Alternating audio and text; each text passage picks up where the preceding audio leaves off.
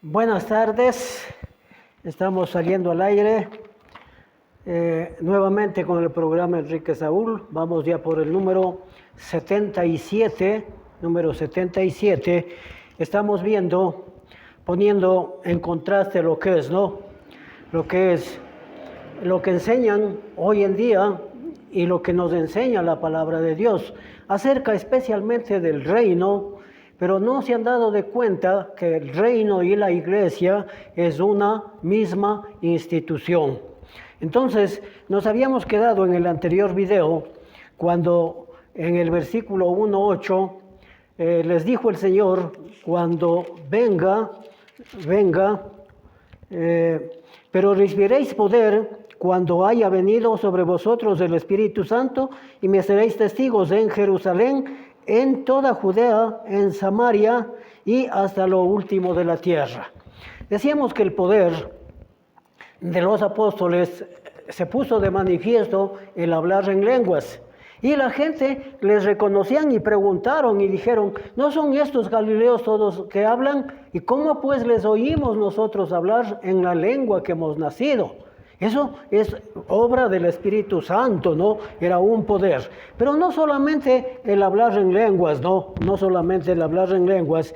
Y habíamos leído el anterior video, Marcos 16, los versículos 17 y 18. Ahí hay una también a veces me he pasado se puede decir de impertinente para los que tienen o dicen que tienen el don de lenguas, ¿no? O el don de los milagros. Aquí hay un sinnúmero de cosas, dice, estas señales seguirán echarán fuera demonios, no lo han hecho. Hablarán en nuevas lenguas, según ellos sí hablan lenguas, pero ni siquiera ellos mismos se entienden. Ahí está el problema, ¿no? Tomarán en sus manos serpientes y si bebieren cosa mortífera no les hará daño. A esta prueba de tomarse una cosa mortífera, nadie ha accedido a eso. Nadie. Porque saben que no tienen ningún poder, pues no, saben. Sobre los enfermos pondrán sus manos y sanarán. Aquí yo tengo el testimonio de que se vivió podemos decir, en la familia, ¿no? El esposo de una primita trabajaba en el hospital y apareció con una enfermedad rara. Y una compañerita que hoy también recibe los videos, en ese entonces le dijo, se llamaba Lauro, le dijo, vayamos a la iglesia, ahí hay los milagros y ahí le van a curar. Él accedió, pero para darle mayor seriedad al asunto, se fueron a Quito, que allá, según decían, pues no, escuchaba que allá están los duros. Llegaron allá y realmente no resultó. ¿Por qué? Porque tenía una enfermedad verdadera. Y al final de cuentas, de lo que él se fue, duró unos 15 días más, me parece, no estoy seguro del tiempo, pero falleció. ¿Y qué le dijeron? No tuvo fe. Pero voy a demostrarles yo, aquí hay un caso que un hombre tampoco tuvo fe. Y le sanaron. Veamos, ¿no? Veamos. Dice Hechos 3, curación de un cojo, dice, ¿no? Pedro y Juan subían juntos al templo a la hora novena, que era a las 3 de la tarde, a la hora de la oración. Y era traído un hombre cojo de nacimiento, a quien ponían cada día a la puerta del templo, que se llamaba La Hermosa, para que pidiese limosna de los que entraban en el templo. Cuando vio a Pedro y a Juan que iban a entrar en el templo, les rogaba que le diesen una limosna. Una limosna pedía él. Pedía caridad, ¿no? Pedía caridad. Entonces, ¿qué pasa aquí? Más Pedro dijo, no tengo plata ni oro, pero lo que tengo te doy. En el nombre de Jesucristo de Nazaret, levántate y anda. Y tomándole por la mano derecha, le levantó y al momento se le afirmaron los pies y los tobillos. Y saltando se puso en pie y anduvo y entró con ellos en el templo, andando y saltando y alabando a Dios. Todo el pueblo le vio andar y alabar a Dios. todo el pueblo. Y lo que continúa, ¿no? Es muy bonito. Y le reconocían que era el que se sentaba a pedir limosna a la puerta del templo, la hermosa, y se llenaron de asombro y espanto por lo que había sucedido. De esos milagros necesitamos pues ahora, de los que dicen poseer milagros. Se hacen solamente internamente, podríamos decir, los milagros, pero si lo publican, ¿no? Yo, por ejemplo, recuerdo en este momento un pastor hace unos 6 meses, ¿no? Sí, me parece un poco más tiempo, ¿no? Que decía que una señora no podía andar, igual que este cojo no podía andar, pero conforme se iba él acercando, el pastor se iba acercando y ella empezó, según él, a ponerse derecha, que ya no fue necesario ni siquiera ponerle las manos, dijo, porque salió corriendo. Y que él no le alcanzó siquiera. Entonces, esas cosas suenan a fantasía, ¿no? Pero la gente que no conoce la palabra de Dios, y aunque crea que la conozca, estas cosas nunca les enseñan ahí. Se tragan el cuento. Bueno, aquí estamos viendo que todo el pueblo le vio andar. Vamos a Hechos 16. Esto es muy largo si nosotros vemos, ¿no? Pero vamos solamente a leer Hechos 16.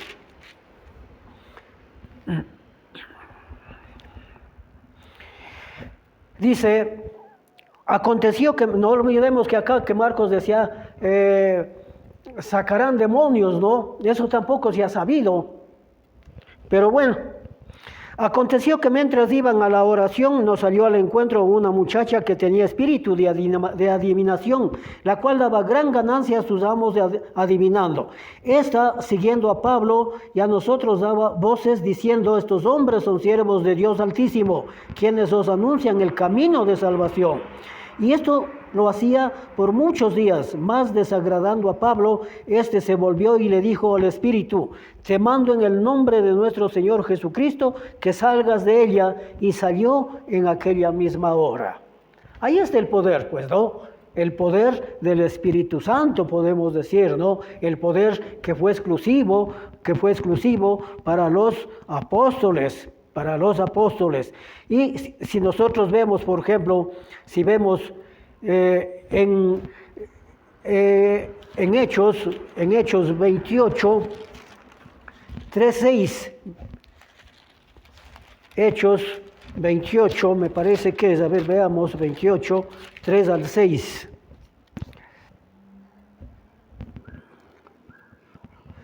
Entonces, habiendo recogido Pablo algunas ramas secas, las echó al fuego, y una víbora, huyendo del calor, se le prendió en la mano. Una víbora muy, muy venenosa. Ya vamos a decir por qué. Cuando los naturales vieron la víbora colgando de su mano, se decían unos a otros, ciertamente este hombre es homicida, a quien escapando del mar la justicia no lo deja vivir. Pero él, sacudiendo la víbora en el fuego, ningún daño padeció. Ellos estaban esperando, aquí está el por qué decía que era muy venenosa, ¿no? Ellos estaban esperando que él se hinchase o cayese muerto de repente. Mas habiendo esperado mucho y viendo que ningún mal le venía, cambiaron de parecer y dijeron que era un dios. Ahí está pues el cumplimiento de Marcos. Y por asuntos de tiempo no nos entramos a más, ¿no? No nos entramos a más. Entonces, de estos textos que acabamos de ver, contienen una buena o una gran parte para el establecimiento de la iglesia, su permanencia para todos los tiempos y generaciones hasta la segunda venida de nuestro Señor Jesucristo. La iglesia o reino tenía que permanecer, pero ya no bajo esos parámetros, porque de los milagros, de todas esas cosas. ¿Por qué? Porque el mismo apóstol Pablo para su tiempo dijo que andábamos por vista, que hay que no andar por vista, sino andar ¿cómo? Por fe. Eso es la manera de tener la fe, de mostrar la fe. Bien, sigamos adelante, ¿no? Ahora sí veamos el establecimiento del reino. Vamos a Lucas, al Evangelio de Lucas 3:23. 3:23. Decíamos que la iglesia es en el año, decíamos que es establecida en el año 33, ¿no es cierto? Eso era lo que decíamos.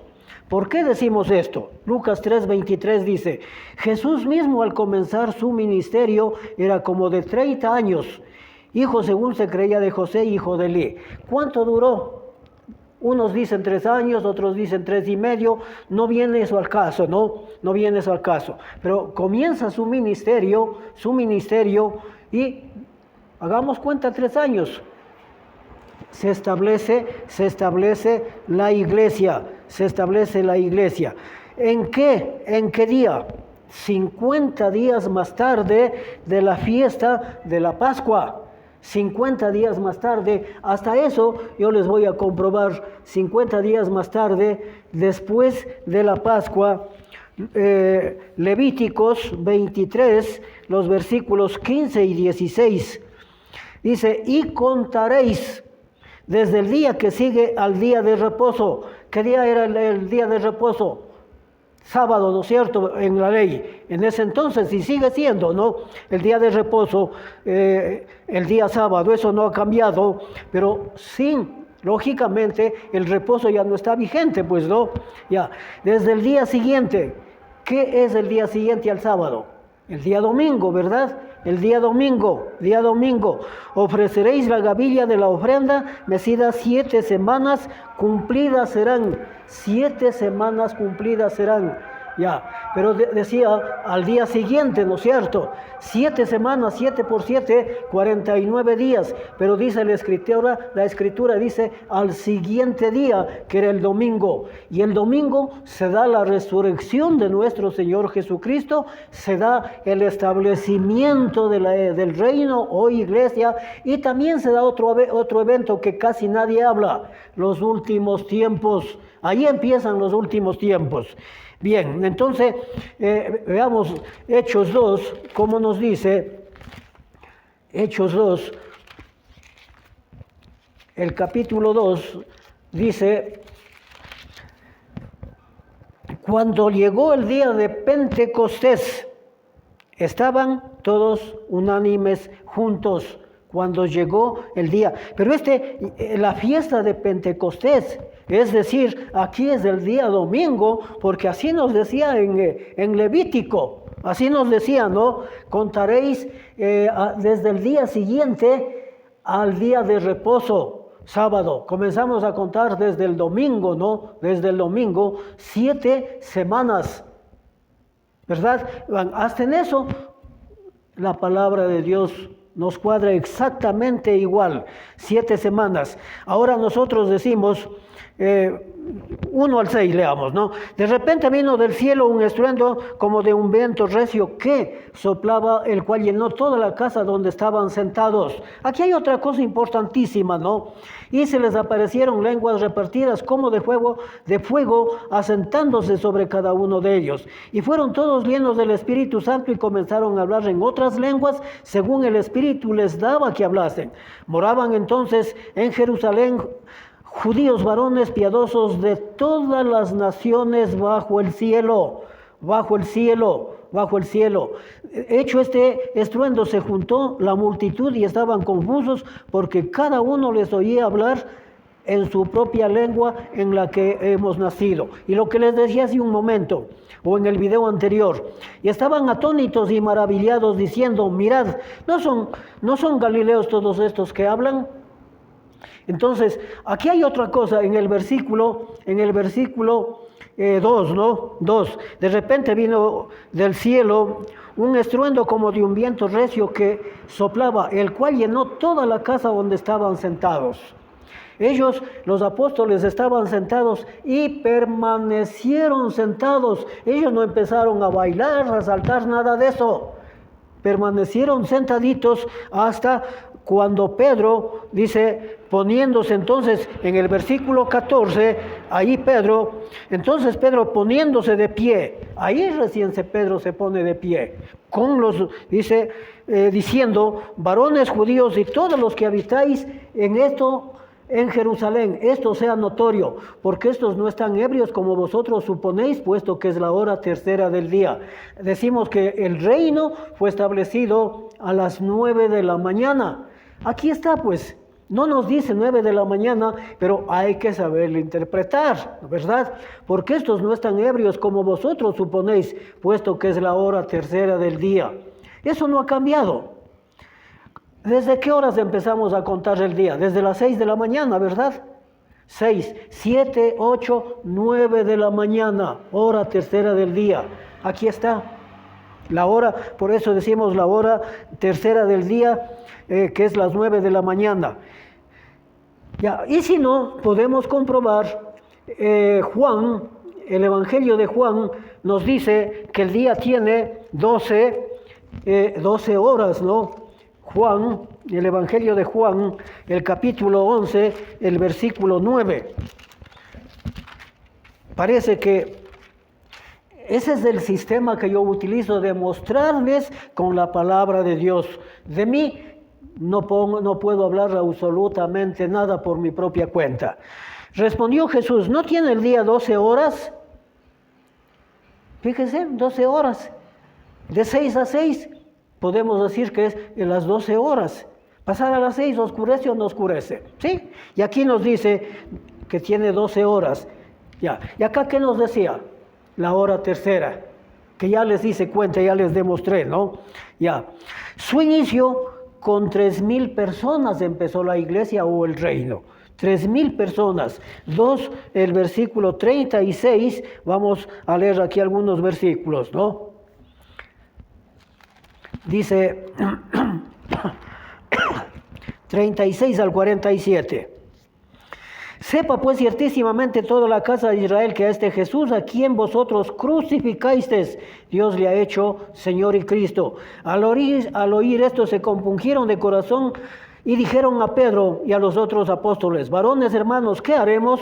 Pedro les dijo, arrepentíos y bautícese cada uno de vosotros en el nombre de Jesucristo para perdón de los pecados y recibiréis el don. No les dice, recibiréis el Espíritu Santo, les dice, el don del Espíritu Santo. Porque para vosotros es la promesa y para vuestros hijos. Aquí Pedro está profetizando, ¿no? Sin que, a mi modo de ver, sin que él se dé siquiera de cuenta. ¿Por qué? Porque el Espíritu Santo estaba hablando a través de él. Porque para vosotros es la promesa. ¿Para quién? Para los judíos, ¿no es cierto? Y para vuestros hijos, los hijos de los judíos. Y para todos los que están lejos. Y para cuantos el Señor nuestro Dios llamare. Aquí esta profecía, a Pedro le había dicho que le iba a dar las llaves del reino, ¿no? También en eso parece que se confunden muchas de las veces. Dicen, es que el apóstol Pedro tiene las llaves del cielo. No es una llave literal, esas son las llaves que el Señor Jesucristo le dio a él. Es decir, empezar la predicación con los judíos, pero también con los gentiles. Y aquí está profetizando, dice, para todos los que están lejos. ¿Qué pasó con Cornelio? ¿Quién le habló el evangelio a él? Fue Pedro, pues. ¿No fue o no fue así? ¿Y para cuántos del Señor Dios llamare? Para todos los tiempos. Es un trabajo, ya vamos a demostrar que se sigue haciéndose, ¿no? Que se lo sigue haciendo. Entonces aquí nosotros estamos viendo, nos quedamos en el versículo 39, el 40. En otras muchas, y con otras muchas palabras testificaba y les exhortaba diciendo, sed salvos de esta perversa generación. Precisamente por eso, en el año 70, Roma destruyó a los judíos. Ahí se acabó el pueblo de Dios y empezó un nuevo pueblo, incluidos judíos y gentiles. El 41, aquí está, decía, con 3,000 personas se estableció esta iglesia. Así que los que recibieron su palabra fueron bautizados y se añadieron aquel día como 3,000 personas. ¡Qué poder de la palabra de Dios! 3,000 personas a la primera predicación de Pedro. Pero no solamente eso, ¿no? Vamos a ver al 47, el versículo 47, o leamos seguido, ¿no? Y perseveraban, esto es otro versículo importante, y perseveraban en la doctrina de los apóstoles. No dice en la doctrina de los pastores, de los apóstoles modernos, no dice eso. Aquí dice en la doctrina de los apóstoles. ¿Y la doctrina de los apóstoles de quién era? De nuestro Señor Jesucristo. ¿Y quién le dio a nuestro Señor Jesucristo? Su Padre. De tal manera que no obedecer a nuestro Señor Jesucristo, no obedecer a la palabra de Dios, es rebelarse contra nuestro Señor y contra Dios el Padre. Así de simple. En la comunión unos con otros, en el partimiento del pan y en las oraciones. Y sobrevino temor a toda persona y muchas maravillas y señales eran hechas por los apóstoles. Todos los que habían creído estaban juntos y tenían en común todas las cosas. Aquí me detengo un momentico para hacer un comentario. Tenían todas las cosas en común. Alguien de las iglesias de Cristo dicen que nunca estuvieron juntos. ¿A quién creo yo? A la palabra de Dios. Si a mí me dice que están juntos es porque estuvieron juntos. La palabra de Dios no puede mentirnos, pues no es cierto. Vamos al versículo que nos interesa, ¿no? El 47, alabando a Dios y teniendo favor con todo el pueblo, y el Señor añadía cada día a la iglesia a los que habían de ser salvos. Aquí hay predicadores que según la obra que han abierto, obras grandes, ¿no? Se enorgullecen, pero lastimosamente, primeramente, no son iglesias de Cristo. Son iglesias religiosas. Ya. Sin embargo, se ve pues cómo se crecen, ¿no? Y en la iglesia verdadera, el Señor sigue con su labor. Porque así nos dice aquí, si así lo hizo, y no hay otra señal que nos diga, bueno, ya el Señor se cansó y ya no. Hasta aquí nomás añadía el Señor a la iglesia. Eso no nos dice en ninguna parte. Bien, entonces estamos demostrando, debido a ese trabajo que el Señor desarrollaba, la iglesia de Jerusalén creció muy rápidamente. Vamos a leerlo también así, de la misma manera, ¿no? 4:4 de Hechos. Pero muchos de los que habían creído la palabra creyeron, y el número de varones era como de 5,000 hombres. Cuando dice creyeron es porque se bautizaron, pero solamente los varones eran como de 5,000. Hasta allí 8,000, ¿verdad? Sin hacer cuenta los que el Señor añadía. ¿Qué más? Vamos al capítulo 5:14.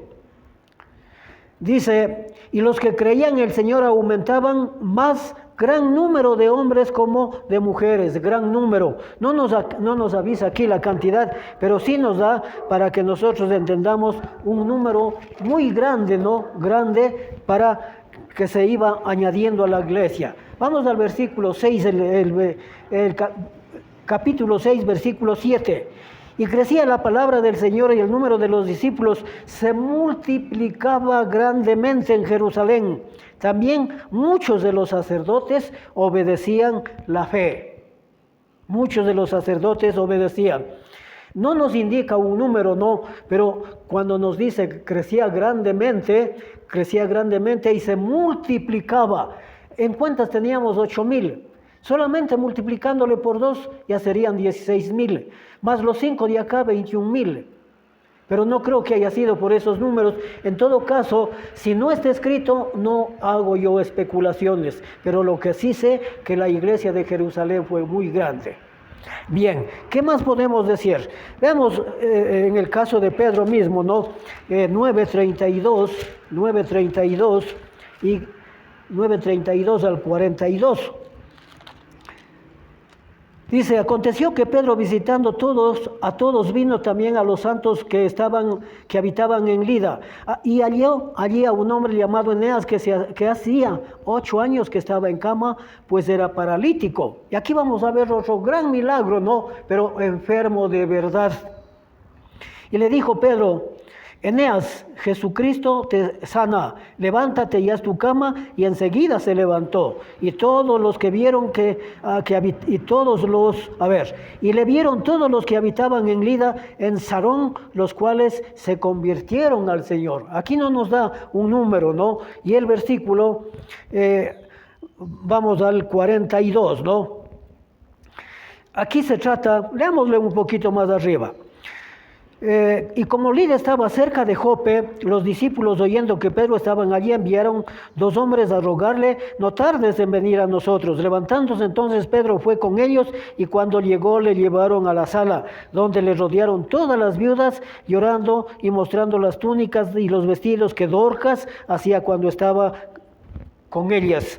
Entonces, sacando a todos, Pedro se puso de rodillas y lloró, y volviéndose al cuerpo dijo, Tabita, levántate. Y ella abrió los ojos, y al ver a Pedro se incorporó, y él dándole la mano la levantó. Entonces, llamando a los santos y a las viudas, las presentó viva. Eso fue notorio en todo Jope, y muchos creyeron en el Señor, y muchos creyeron. Ahí están los auténticos milagros, ahora que hagan de esa misma manera. Entonces, ahí yo sería el primero en convertirme a la religión de esa iglesia que hagan. Pero no lo han podido, no lo podrán hacer nunca. ¿Por qué? Porque prácticamente para todas estas cosas hay que preguntarse quiénes fueron los que hicieron, los apóstoles, ¿no? Bien, con el establecimiento de la iglesia también empezaron lo que les decía, los últimos tiempos. A mí en esta semana que terminamos, parece, o al inicio de esta semana, me hicieron llegar un video de un pastor, David Gutiérrez, en el cual él justamente hace la predicación de los últimos tiempos. Y bueno, la verdad, al quien me envió, yo le mandé 3 citas, le mandé, ¿no? Le digo, mire, los últimos tiempos empezaron en tal fecha. Empezaron juntamente, como decía, en el año también 33, en el año 33, y vamos a demostrar, ¿no? Hechos 2:17. Dice, en los postreros días. ¿Cuáles son los postreros días? Los últimos, ¿no es cierto? En los postreros días, dice Dios, derramaré de mi espíritu sobre toda carne. Bueno, allí nos está indicando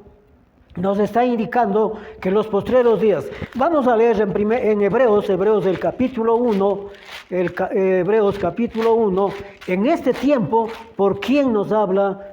En estos últimos tiempos, ¿no? ¿Por quién nos habla Jesucristo? ¿Por quién nos habla Dios, no?